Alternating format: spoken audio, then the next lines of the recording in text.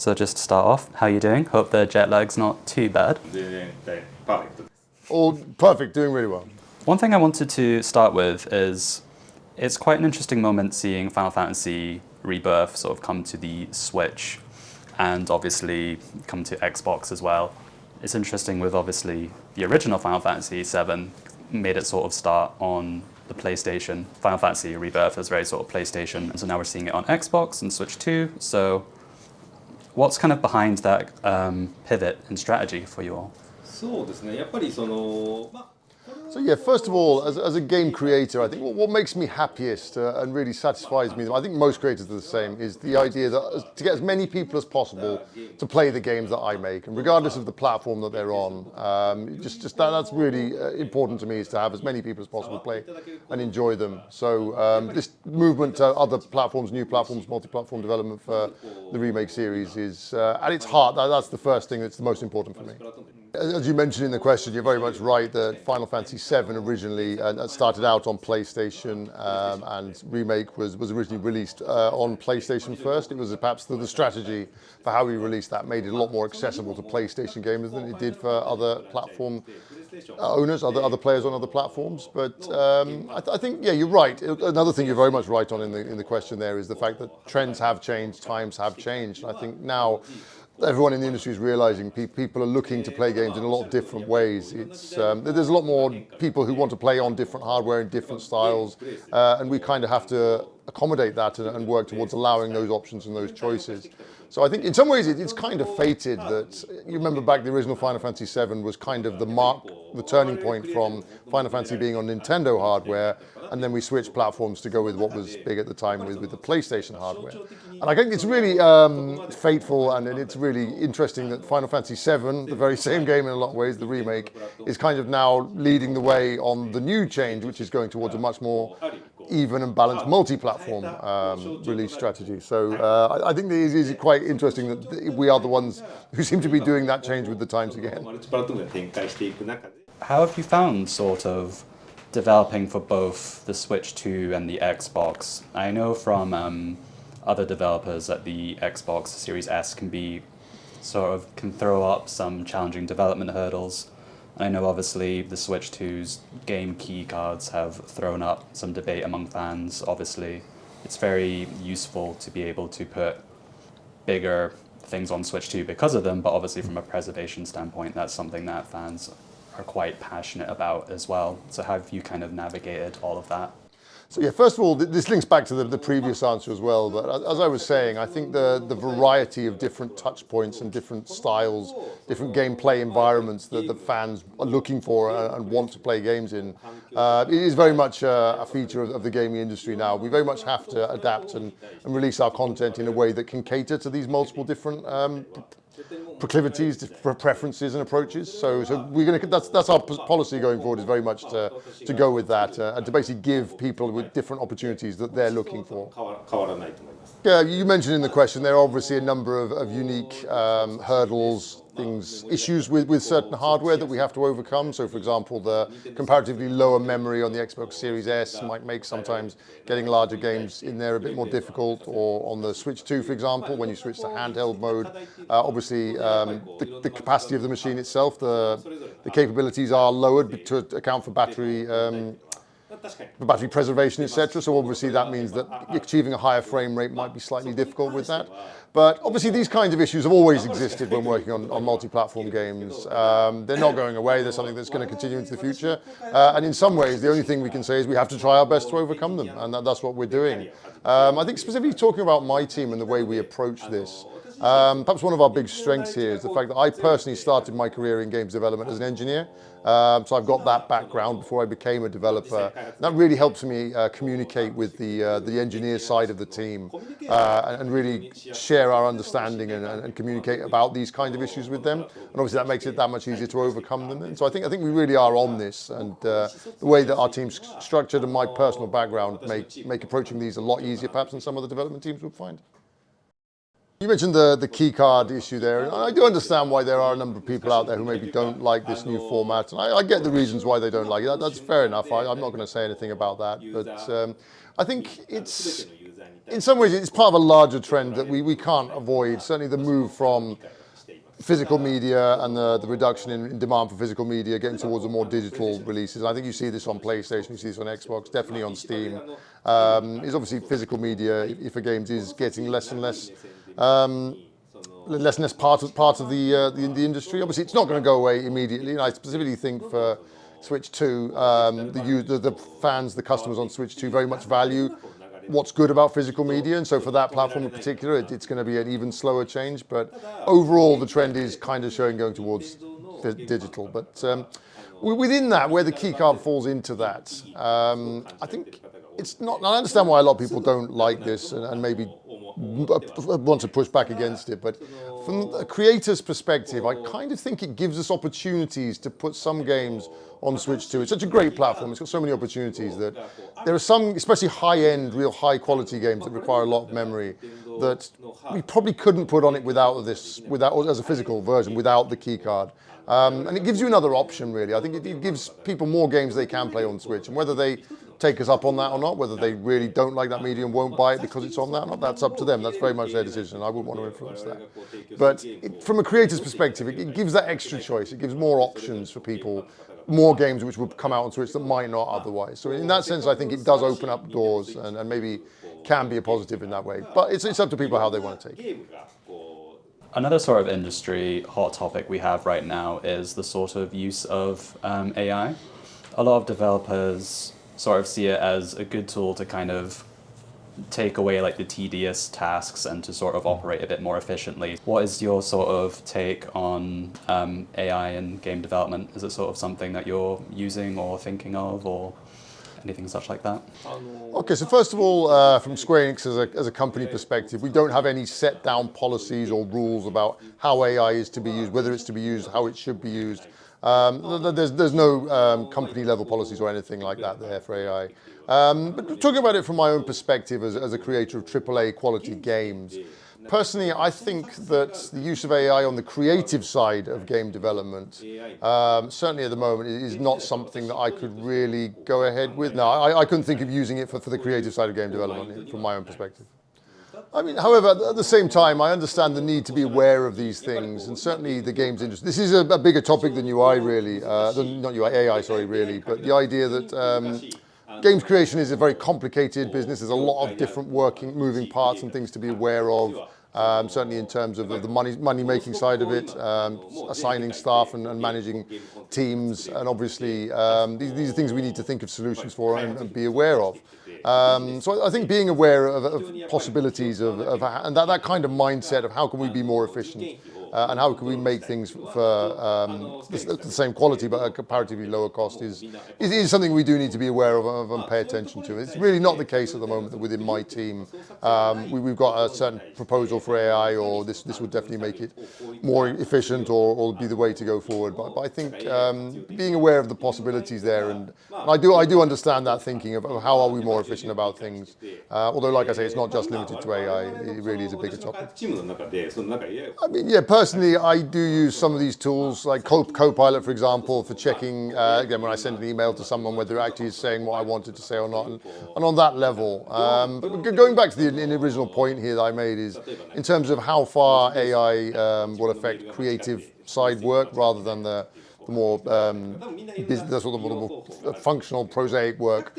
I think, again, obviously, on my team, I think where it would stop at the moment, the current level that AI is in maybe getting resources together and preparing and finding references for that creative work. And in getting that together, it may have a role. But personally, I would like to think as a creator and as part of my creative team that however much AI might try and intrude and take part in the creative side of things, I think as humans, as my team, we would want to be as good enough creators that we could do better than AI. And we're definitely going to push that. That's the approach I want to take.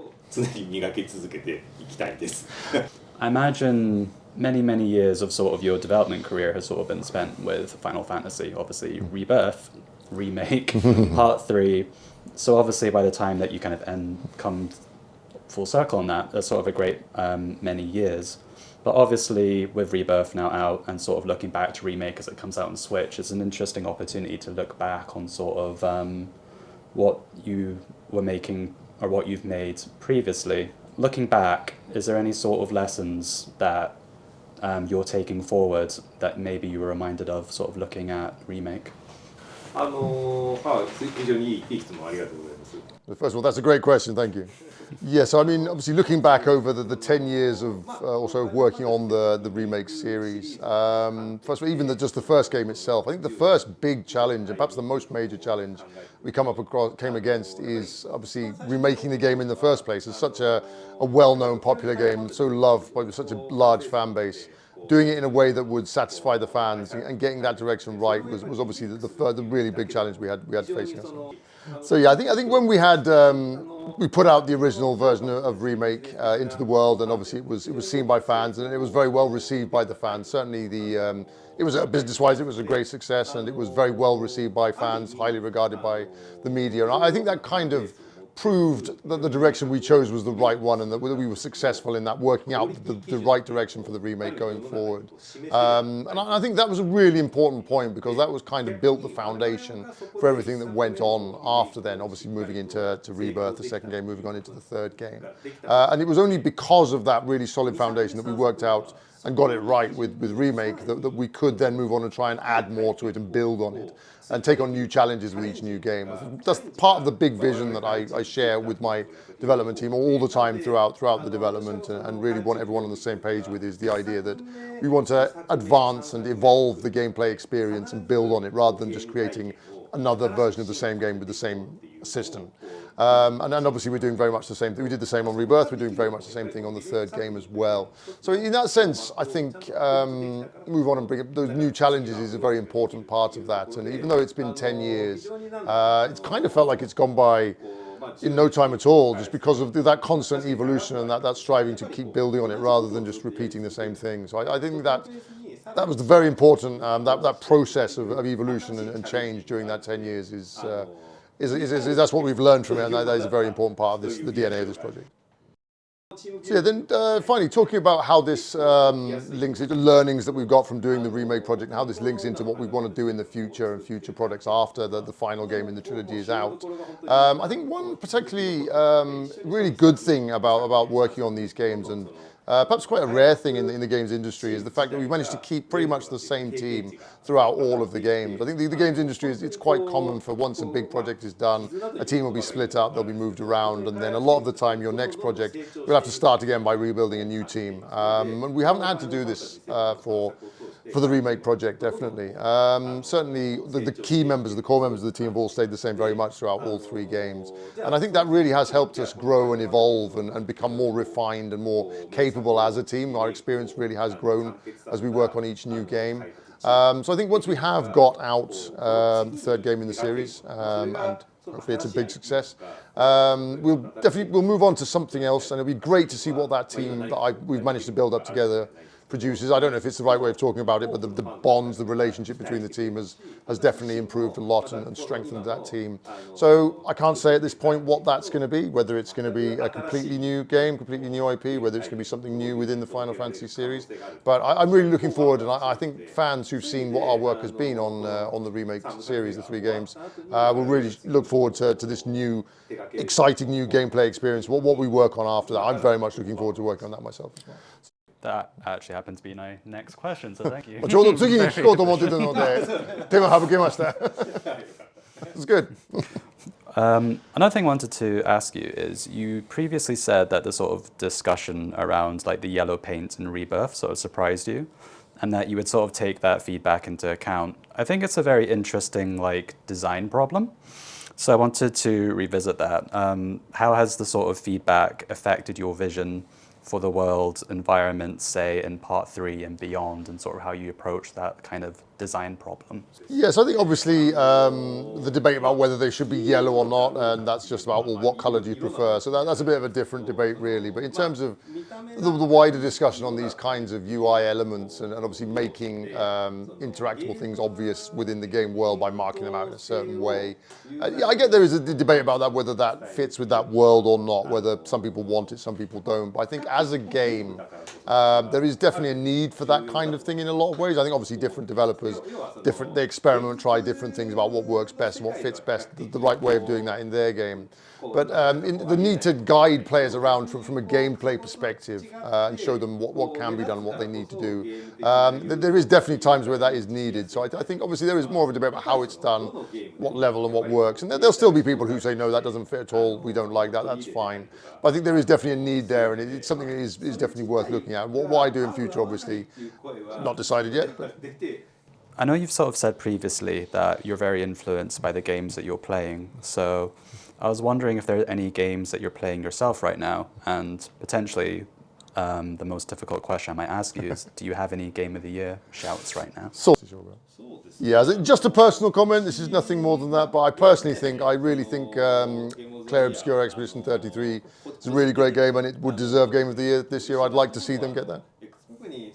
So yeah, I mean, Clair Obscur is why I think it's such a great game. Obviously, a lot of people pick up on the fact it's a JRPG style game and talk about the mechanics of it and the fact it's turn-based and has these like quick time action mechanics incorporated into that to get a new spin on it. And that's great. That is definitely a good part of the game and one of the things that makes it what it is. But personally, I think that shouldn't be focused on too much. I think from my perspective, what makes that game so good is the fact it gets all of the elements in it right and it balances them all at such a high level of quality. So, for example, the setting, the world, the characters, the storyline, those are all really well done as well, in addition to the gameplay. And I think it all comes together, and that's why it's such a well-regarded game, why the fans like it so much and why it sold as well as it had. I've got to mention, obviously, we get on very well with the development team that made Clair Obscur. They came over to Japan a while back and we met up with them. They came to our head office and the development team spoke to them, and it was really inspiring, and we got on very well with them. So we can see they've got a lot of respect as well.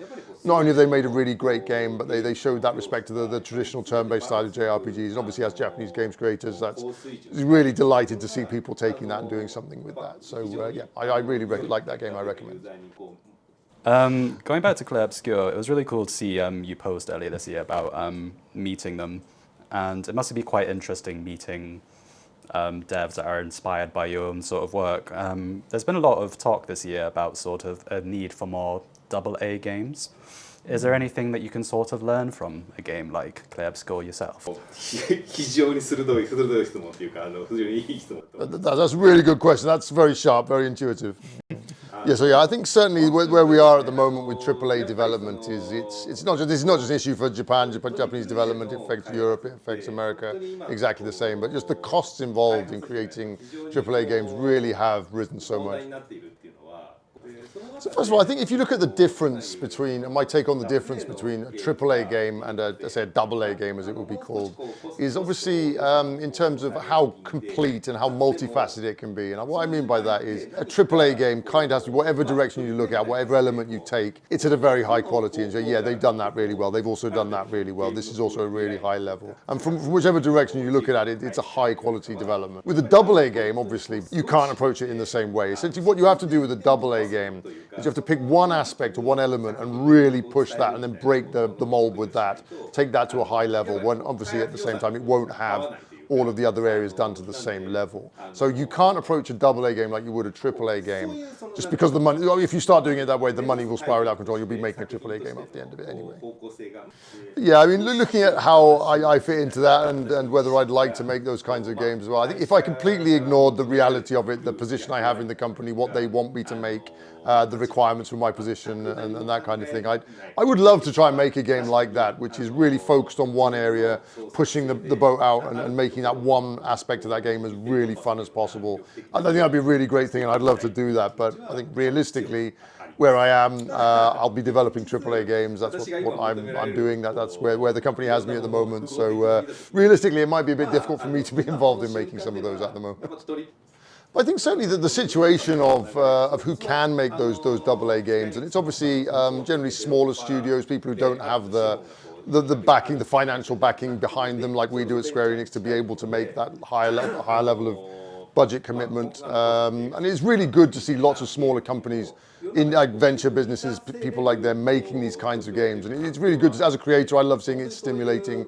And we can always see every year there'll be more of these, and looking at these. I want to support these games. If I've got a chance to work together with some of the people who make these kinds of games, I think that'd be really great as well. So from an industry perspective, I think it's really healthy, and I like seeing those AA's coming from those smaller studios. A question that often tears my own team apart, I'll put it to you, obviously, as someone who's played as a player of the original Final Fantasy, is, are you sort of, having played that game yourself, are you a bigger fan of the Tifa or the airship with Cloud? 絶対答えれないやつですよね。 That's one I absolutely cannot answer. It's the right answer. 正解です。ただ Okay, so I cannot answer the question. I will not answer the question. But I think one thing I can say, after spending so long working on these games, over 10 years of developing on the Final Fantasy Rebirth series, I've spent so much time looking at Cloud, walking behind him, seeing him go around the world. I think I've probably spent more time looking at the back of Cloud than I have anyone in my actual family. So I've got this very special feeling. I've got a lot of sympathy, I have a lot of affinity with Cloud himself, and I just want what makes him happy. It's a great answer. Thank you. 素晴らしい答えです。ありがとうございます。